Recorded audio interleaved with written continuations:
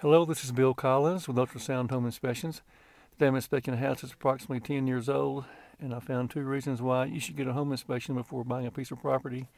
I'm in the crawl space of the house, and as you're looking at the HVAC duct that's pulled loose from the floor register, and not only is pulled loose there, but it's also pulled loose on this end of the room as well. So both of these ducts are supplying the crawl space with conditioned air. It's about 25 degrees outside right now, so the crawl space is rather warm and it feels pretty good.